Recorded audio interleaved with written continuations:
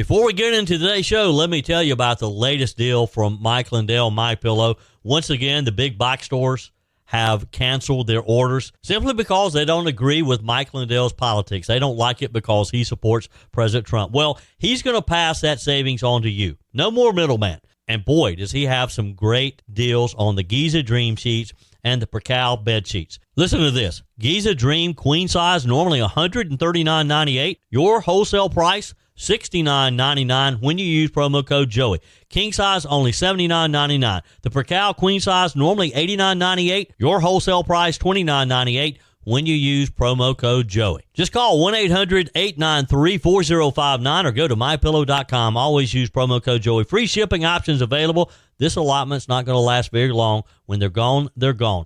mypillow.com. Promo code Joey. Thanks for joining me in the PhD Weight Loss and Nutrition Studios. To lose weight for the last time, visit myphdweightloss.com. Here's what we're going to cover today. A federal judge threw out the indictments against James Comey and Letitia James yesterday, finding that they were illegitimate because they were brought by an unqualified U.S. attorney. Now, couldn't the same argument be made on the charges that both Alvin Bragg and Letitia James brought against President Donald Trump? They're certainly unqualified. We have the details on this breaking news for you. By the way, this story has a South Carolina twist to it.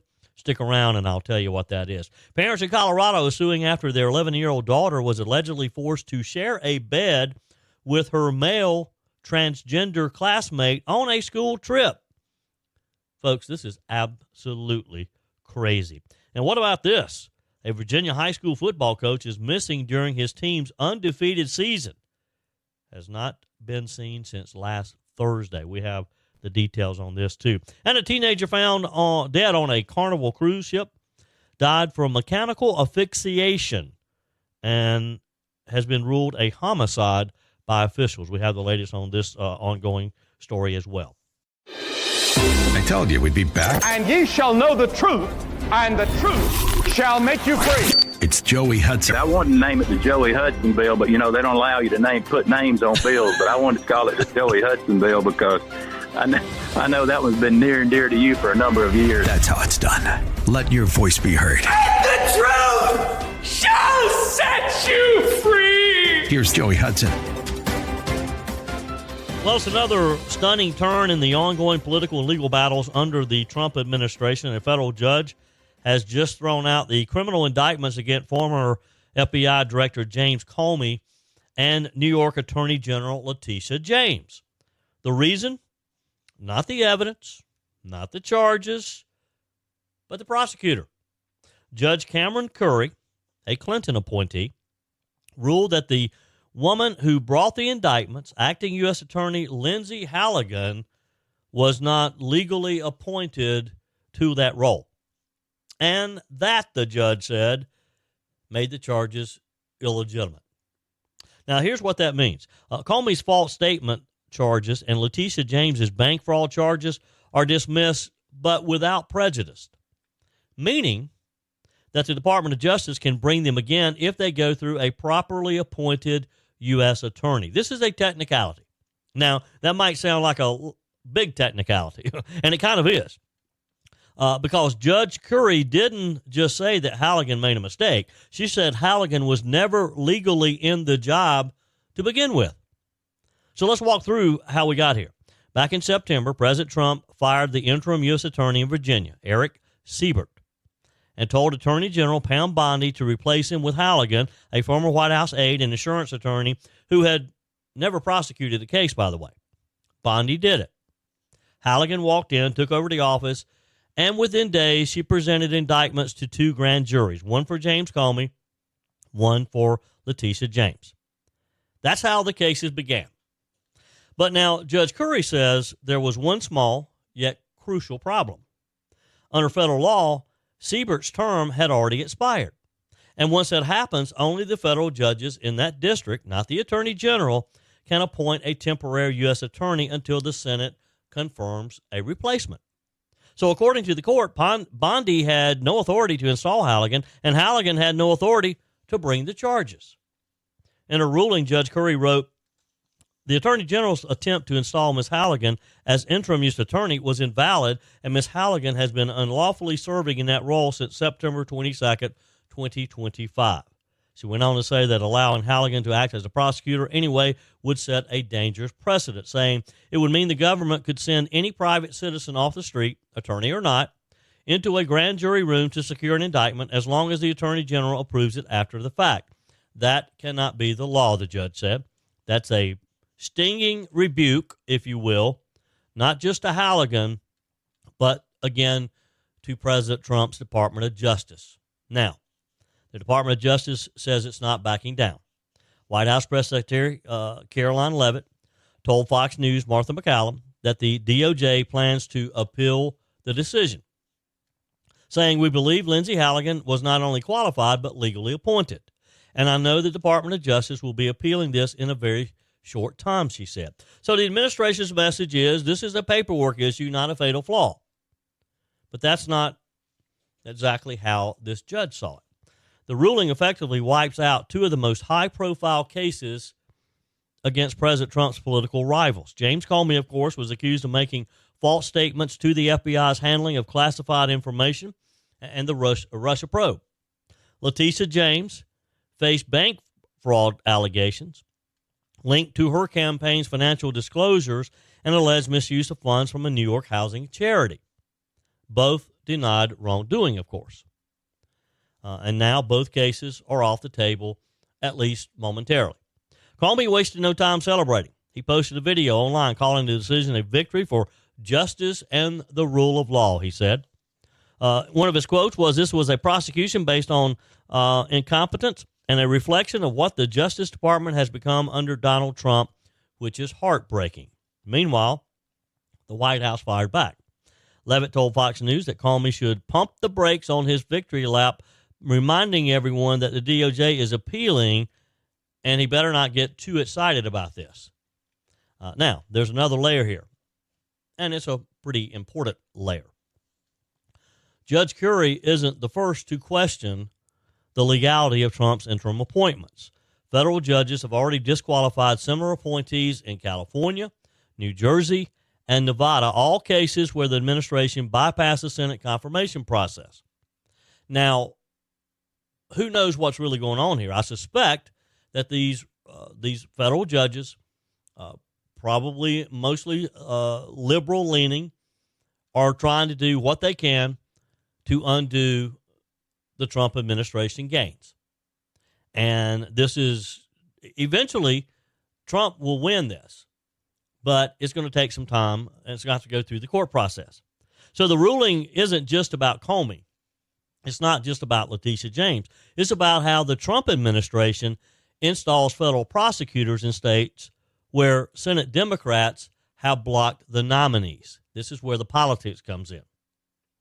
Because this whole case highlights a tension between Trump's team and the federal courts, especially in the blue states, these liberal judges, where the president has struggled to get his nominees confirmed. By sidestepping the Senate, President Trump and Pam Bondi have found a way to keep loyalists in key legal positions. Critics call it an abuse of power. Supporters say it's necessary as a workaround for a very dysfunctional system. Either way, the result is some of the chaos that we've seen in the courts. So what happens next? The Department of Justice can appeal to the Fourth Circuit Court of Appeals. If they lose there, they could try to refile the indictments under a legally appointed U.S. attorney.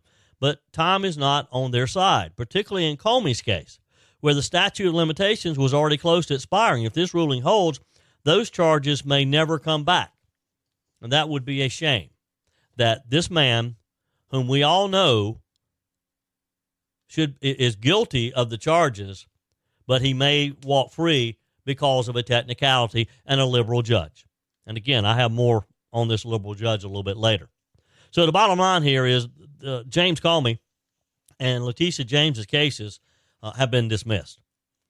Again, not because of the facts, not because they were found innocent, but because the person who brought the charges didn't have the authority to do so, according to a liberal judge. It's a procedural mess, and it's another major setback for the Trump administration. No other way to look at it. It is a setback for the Department of Justice. As one legal analyst put it, it's not about guilt or innocence, it's about legitimacy. And that's where the fight is headed next. Can this judge legally do what she did? Eventually, again, I think the Trump DOJ will win, but at what cost? Does it take too long and to the point that the charges can't be refiled against James Comey?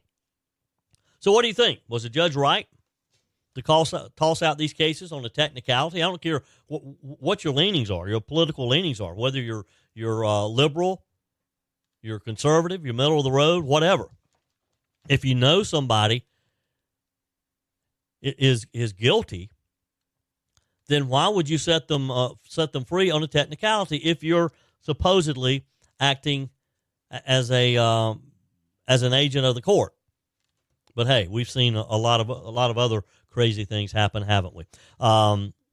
Text me, email me, joe@joeyhudson.com. Send me a quick note on the MyPillow message line, 864-477-JOEY, 864-477-5639. Joey Hudson here, and this is it. PhD Weight Loss is running their best deal ever for Black Friday, and it's happening right now. They're waiving your consultation fee, adding 2 free weeks to your program, and even covering the cost of your food. Just mention the promo code BESTDEAL when you call, and you'll get a discount I can't even say on the air. Every year, the holidays hit, the pounds creep on, and by January, we're all back at the gym. But what if you could finish the year already feeling lighter, stronger, and more confident? That's what happens with PhD Weight Loss. Their metabolic reset system teaches your body to burn fat first, naturally and sustainable. I lost over 30 pounds with PhD, and it changed everything. My coach helped me through travel, holidays, parties. I actually enjoyed the season and lost weight. So don't wait. For Black Friday only, they're offering their best deal ever. Consultation free waived. 2 free weeks. There are 5 steps to reset the scale book, and your food is absolutely covered. Call 864-644-1900. That's 864-644-1900. Mention best deal or visit online at myphdweightloss.com. All right, folks, buckle up for this one because if you're a parent or a grandparent, you're about to feel your blood pressure climb a notch or two. So we're going to head out west to Colorado, Jefferson County Public Schools specifically. It's a big suburban district outside of Denver, now facing a major lawsuit from parents who say the school system crossed the line on parental rights and their children's safety. And honestly, when you hear the details, you might wonder how on earth this ever got approved. So here's what happened. Last summer, a group of 11-year-olds, 5th graders, who had just finished the school year, head out on a school-sponsored trip to Philadelphia and Washington, D.C., our nation's capital. Good old-fashioned educational trip, right? Museums, monuments, kids eating too much pizza, the typical summer trip. Well, not so fast. One of the girls on the trip, the daughter of Joe and Serena Wells, was assigned to a 2-bed hotel room with several other students. Nothing unusual. But as the girls got ready for bed, she learns that her assigned bedmate is a biological male, a boy who identifies as transgender female. Not told beforehand, no parental notification, no consent, no option given to the parents to opt out, even though the school had promised boys and girls would be separated and even housed on different floors. So their daughter goes into the bathroom. She calls her mother, who's actually nearby as a chaperone, thank goodness. And I want you to imagine that moment. Your 11-year-old daughter on a school trip discovering she's expected to share a bed with a biological boy. No warning, no conversation, just this is the policy. You're going to have to deal with it. That's the kind of moment that stays with a kid. So Alliance Defending Freedom, ADF, a great group, is now representing 4 families in a lawsuit called Wells versus Jefferson County Schools, and good for them. Their argument is very simple. It's pretty straightforward. The district's policy allows biological males to room overnight with girls based solely on gender identity. So if these young boys just get up and one morning and they think, I feel like a girl today, then they can actually sleep with a girl, a biological girl, on a field trip. Parents aren't told. Parents cannot opt out. And the kids are being placed in situations that violate basic privacy, religious convictions and just common sense safety. ADF says this policy violates parental rights under the Constitution, specifically the right of parents to direct the upbringing and education of their children, not to mention their safety. And they're pointing out something that I think many Americans agree on, regardless of your politics. An 11-year-old girl should not be forced to share a bed with a biological male, period. End of sentence. Full stop. You don't need a law degree. You don't need a theological background. You just need a little common sense in this case. Now, here's where it gets even more concerning. And this wasn't evidently an isolated moment. ADF cites multiple other incidents where the district assigned adults or students to cabins, camps, and rooming arrangements based on gender identity, not biological sex, without telling the parents. Let me give you an example. A family sends their 11-year-old boy to a school-run camp. They're told his counselor will be male. But later, they learned the counselor was a biological female adult who identifies as non-binary, and this person was supervising the boys during showers. Now, folks, imagine learning that after the fact, that you never were warned about this as a parent. You'd be furious, right? Rightfully so, you would be. Jefferson County Public Schools has a written policy. Students can be assigned to overnight accommodations, again, based on gender identity, whatever that little boy or girl wakes up identifying that day. But here's what the policy doesn't include, and this is what is really the crime here.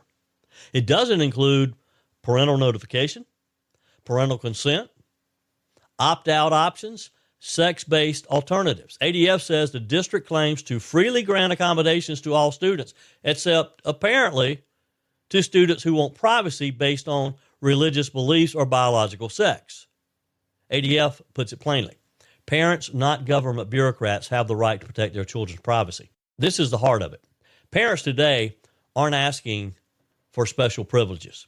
They're asking to be in the room when decisions about their kids are made, especially overnight, behind closed doors across state lines. It's just that simple. And here's the bigger picture.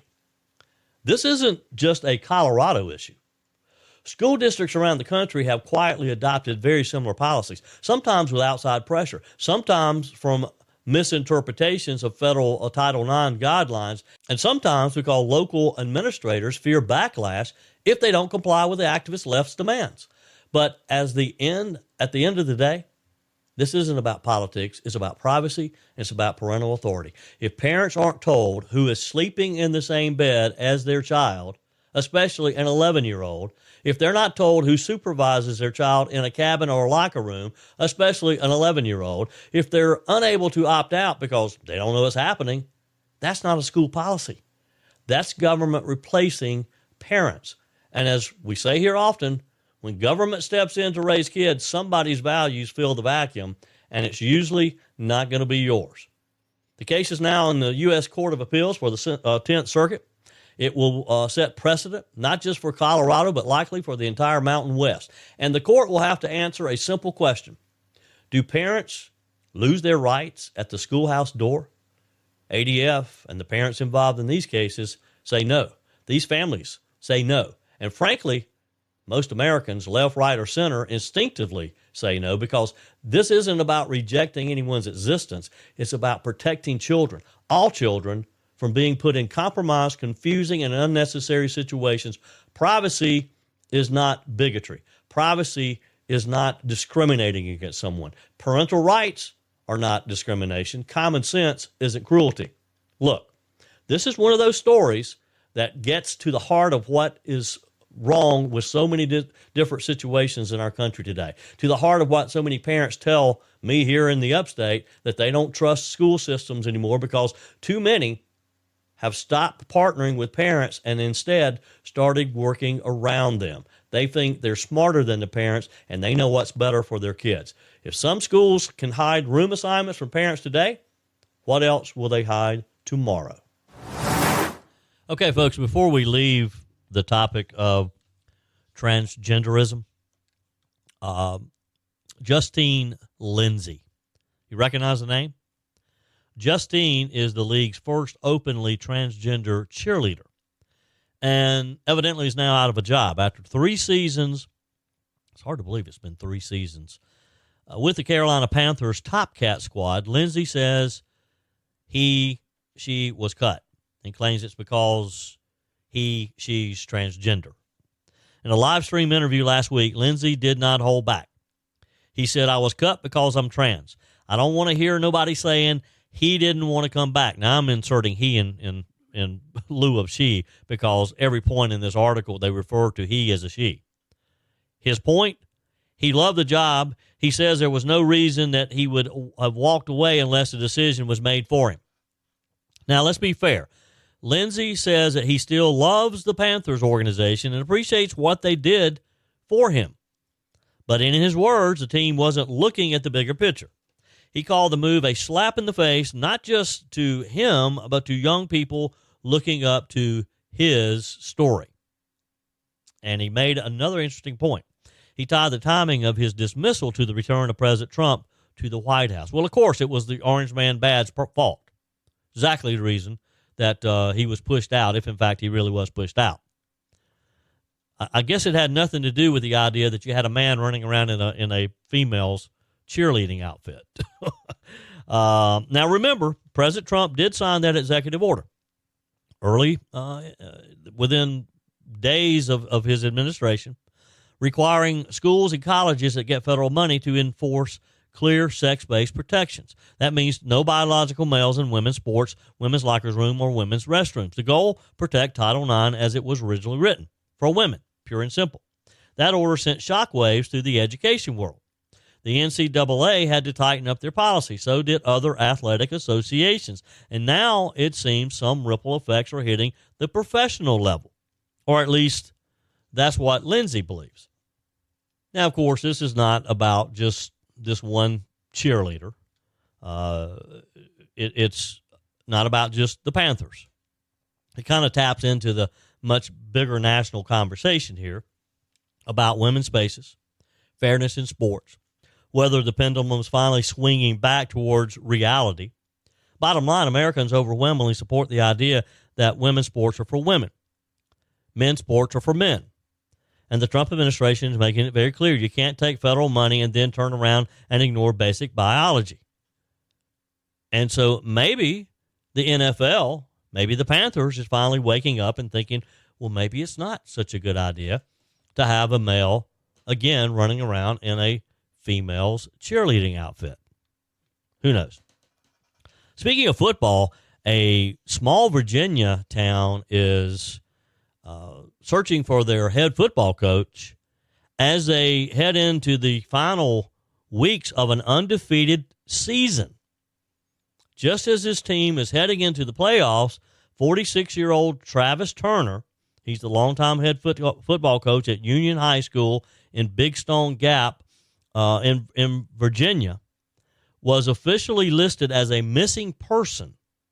According to the Virginia State Police, Mr. Turner was last seen last Thursday.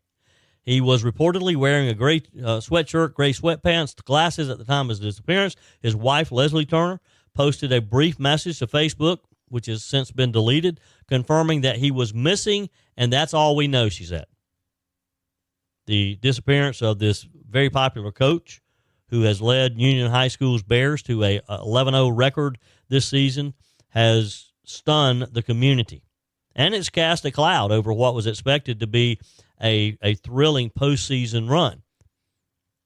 In a statement to Fox News, Wise County Public School Superintendent Dr. Mike Goforth confirmed that a staff member has been placed on administrative leave with pay as an external agency reviews an allegation. He did not identify the employee or comment on whether it was related to Mr. Turner, Coach Turner's disappearance, citing an active law enforcement matter. But it is suspicious, isn't it? What does this have to do with the coach? Virginia State Police say troopers responded to a non-criminal complaint at Coach Turner's home near Appalachia, Virginia, last Thursday night. But Turner was already gone when they arrived. Search efforts have since intensified with K-9 units, drones, ground teams combing the wooded area of Wise County for any sign of the missing coach. Turner has led Union High School's program since 2011. He's become a respected figure in the community and for his success on the football field. As of now, authorities have not indicated whether foul play is suspected, and no further details have been released about the initial complaint. But it is suspicious, is it not? Meanwhile, a tragic and disturbing update in the case of a teenage girl who was found dead aboard a Carnival cruise ship. You heard about this one? Her death has now been ruled a homicide. 18-year-old Anna Kepner. She's a high school cheerleader from Florida. She was found dead on November the 7th aboard the Carnival Horizon during a family vacation in the Caribbean. According to a newly released report cited by ABC News, the Miami-Dade medical examiner ruled her cause of death mechanical asphyxiation by other person or persons, meaning she was strangled or suffocated. That means, again, according to forensic experts, that something external to her body, possibly pressure to the chest or airway, prevented her from breathing, suffocated. Authorities say she was discovered wrapped in a blanket and covered in life jackets under the bed in her cabin, a room she shared with her 16-year-old stepbrother. Kepner's time of death listed as 11:17 a.m., November the 7th, but investigators believe the fatal injuries were inflicted the night before during the final night that she was seen alive. The FBI, which has jurisdiction in crimes at sea, is leading the investigation. As of today, no one has been charged. No suspects have been publicly named. However, in a separate family court filing involving a custody dispute, the stepbrother's own parents reportedly identified him as a possible suspect. Still, Fox News has not been able to reach out to those family members or their attorneys for comment, according to the news network. Anna Kepner's family says she dreamed of joining the Navy and eventually wanted to become a K-9 police officer. Dr. Michael Baden, a prominent forensic pathologist, says mechanical asphyxiation can sometimes be accidental, but in this case, it's been ruled a homicide, which means authorities believe a crime was in fact committed. The Miami-Dade Medical Examiner's Office has declined further comment. The case has sent shockwaves through both the victim's hometown and the broader cruise ship industry, which is now facing renewed scrutiny over how crimes are investigated at sea. Speaking of crimes, a Portland man is facing federal charges tonight after authorities say that he issued a series of violent threats against law enforcement officers and their families, both in person and online. Here's the story. According to the FBI, 45-year-old John Paul Cupp is accused of threatening to kill federal agents and to sexually assault their wives during an encounter outside an Immigration and Customs Enforcement facility in South Portland, Oregon. Prosecutors say the threats were made on October the 14th when officers approached a crowd gathered near the ICE building. They just don't get it in Portland, do they? They keep protesting around these ICE offices as if that's going to run ICE out of their state. It just makes ICE dig in. Court filings say that not only made graphic threats, that this person made not only graphic threats towards the officers, but also threatened to harm their children. The FBI says the pattern continued online, where Cupp posted videos throughout early November repeating those same violent threats. Investigators describe him as a prolific producer of online content, alleging he routinely posts anti-government rhetoric, anti-Semitic threats, and calls for violence. Officials say that escalation from in-person threats to repeated online videos prompted their immediate action. He's now charged with making threats against a federal law enforcement officer, which is a felony. FBI Director Kash Patel spoke to the media, warning that threats against law enforcement will be met with what he called the full weight of the federal government. He said, if you threaten to kill law enforcement officers or harm their families, you will face the full weight of the federal government. This FBI will use every investigative tool we have to identify violent extremists and remove them from our communities. Look, they're not fooling around. You might have gotten away with this stuff with Joe Biden and Kamala Harris. You're not going to get away with it under the Trump administration. The U.S. Attorney for the District of Oregon, Scott Bradford, echoed that message, saying the Justice Department will prosecute criminal threats of violence to the fullest extent of the law. Your comments are welcome on the Furman Ford text line, 864-477-JOEY. That's 864-477-5639. Emails always welcome, joey@joeyhudson.com. Speaking of the Furman Ford text line, it's never been more important to support locally run businesses owned by people who actually live here in the upstate. Let me take a minute to talk with you about our friends at Furman Ford. If you're looking for a new vehicle, maybe a great pre-owned vehicle, one you can trust, or maybe you're looking to order that special vehicle. Either way, if you want a new one, a brand new one, or a pre-owned that you can trust, the folks at Furman Ford, they're there to help you. Their name is on the sign because their name is on the line, because every single transaction is important to them. Jim Furman, Matthew Furman. They do business the right way. When you stop by, when you give them a call, or maybe when you just send them a quick email, you're always going to have access to a member of the Furman Ford family. And by the way, they also offer great service, and you're not going to have to wait weeks and weeks to get it done. And you do not have had to purchase your vehicle at Furman Ford. Doesn't even have to be a Ford. They service all makes and models. Visit my friends at Furman Ford online at furmanford.com, furmanford.com. Back to a topic earlier in today's show. It's one of the biggest legal headlines this week, and it comes with a bit of a South Carolina twist, my home state, my home Palmetto state. It took fewer than 60 pages for federal Judge Cameron McGowan Currie, who is a native of Florence, South Carolina, deep Palmetto State roots, to throw out the indictments against former FBI Director James Comey and New York Attorney General Letitia James. Now, this wasn't a ruling on whether Comey or Letitia James are innocent or whether they're guilty. The judge didn't even get into that. What she said, very plainly, is that the prosecutor who brought the charges was not legally appointed to do so, and that makes the indictments invalid. I don't know that she even cares about the indictments and whether there's truth or not. She dismissed them without prejudice, which I guess the part of the good news could be means the Department of Justice can come back and refile the cases if they do it through a legally installed U.S. attorney. And according to the White House, that's exactly the plan. They're going to appeal the decision. So who is this Judge Cameron Currie? And why is she suddenly on every front page across America? Well, let's take a look. Ms. Currie was born in Florence, South Carolina in 1948 to Attorney John Livingston McGowan and his wife, Virginia, a USC chemistry grad. She grew up right here in the Palmetto State, graduated from McClinigan High School before heading to the University of South Carolina in the late 60s. After earning her bachelor's degree in 1970, she went to George Washington University Law School. She clerked for a magistrate judge and launched into her own law career from there. She worked as a assistant U.S. attorney in Washington. Then she came home to South Carolina in the 1980s, where she served as a federal prosecutor, a magistrate judge, a law school professor, and ultimately a nominee for the federal bench under President Bill Clinton in 1994. Now, her nomination sailed right through. No controversy. Joe Biden, Senator Joe Biden, who chaired the Senate Judiciary Committee at the time, sent her nomination to the full Senate without even issuing a formal report.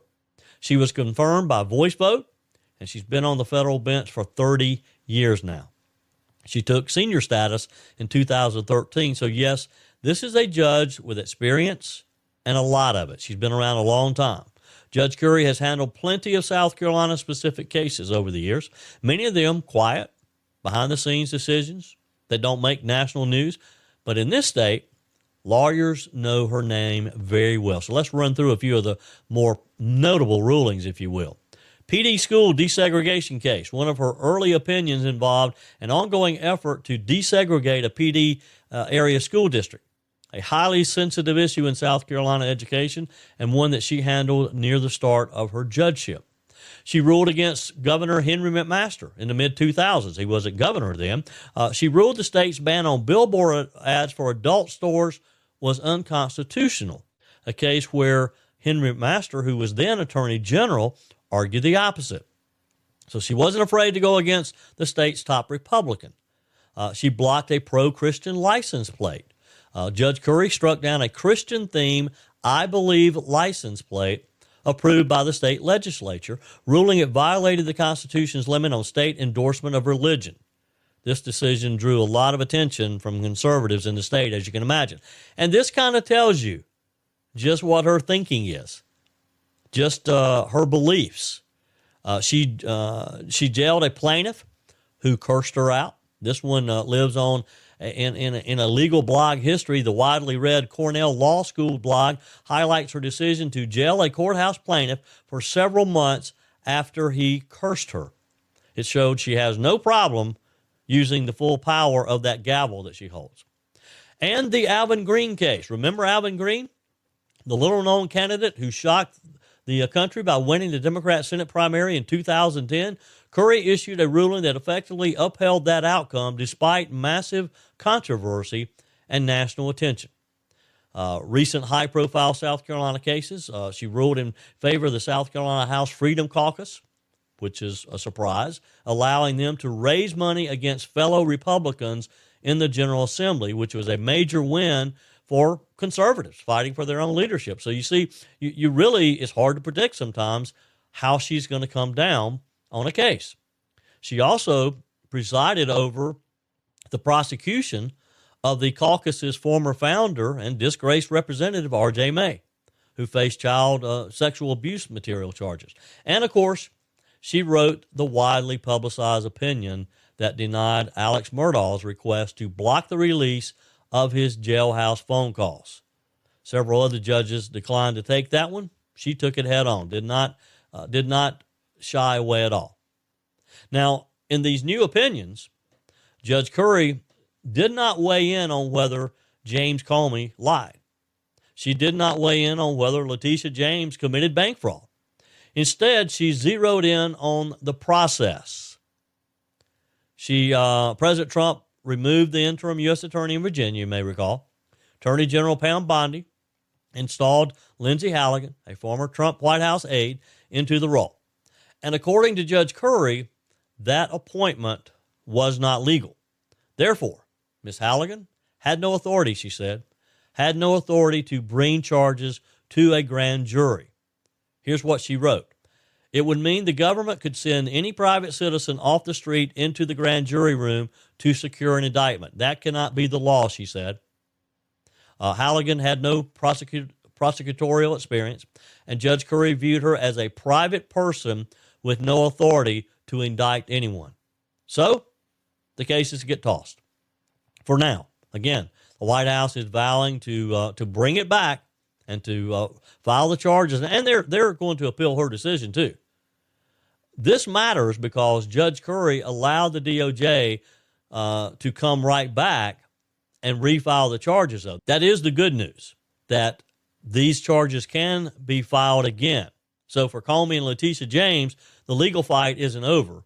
Don't celebrate too much. So where does this leave us now? We've got a Clinton-appointed judge, deep South Carolina roots, a long record of rulings that touch everything from religion to politics to the Murdaugh saga, and now she's smack in the middle of one of the most politically charged legal battles in America. The DOJ, again, says it will appeal. The White House is saying they're confident they'll win. Comey is celebrating, at least for now, and the Halligan appointment fight is far from over. So we will see how this turns out. I got a feeling that this judge is in for a rude awakening if she thinks that just issuing this ruling is going to keep Trump's Department of Justice from leaving James Comey and Letitia James alone. I don't think that's going to happen. That's it for today's edition of Just the Truth. Thanks for joining me in the PhD Weight Loss Studios. To lose weight for the last time, visit myphdweightloss.com. If you haven't joined my mailing list yet, visit my website, joeyhudson.com. Click on the Connect with Joey button so that you can receive our emails and the most up-to-date news. Also, join me on my YouTube channel. Be sure and like, comment, and subscribe. Just search for Joey Hudson. As always, thanks for spending a few minutes of your day with me. Do me a favor and forward this episode to a few friends. Just click on the share button and send to your contacts. We need to build an army of conservatives to win our country back, and we can do that by continuing to share the truth with our friends and family. Keep those comments coming via the Furman Ford text line, 864-477-JOEY. Email to joey@joeyhudson.com, and I love your messages on the MyPillow message line. Again, that's 864-477-JOEY, 864-477-5639. Be sure and take advantage of the MyPillow special, just $14.88 on the standard MyPillows when you use promo code Joey. Order online at mypillow.com or call 800-893-4053. We're back again tomorrow and hope you'll plan to join us. Until then, remember, God's got this. He's still in control.